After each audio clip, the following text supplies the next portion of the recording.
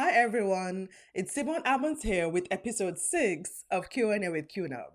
Today's question is, why do I need to read this SOP in the first place? Or what is the purpose of this SOP? I know sometimes you might tend to gloss over the purpose section in the SOP.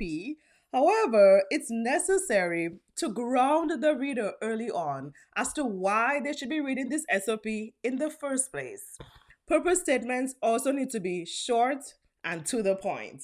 For example, this SOP describes how to safely start up a centrifugal pump after it's been out of service for more than 1 week.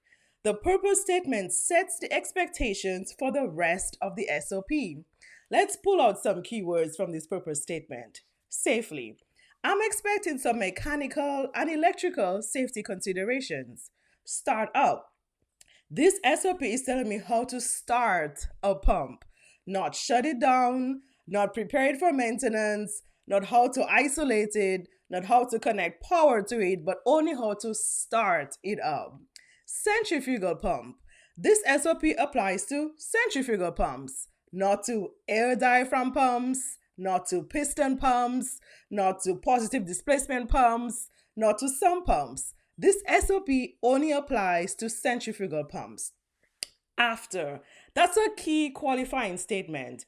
I am going to learn what the conditions are that lead up to me needing to start up this pump. Being out of service, here it is. This is for if this pump has been out of service.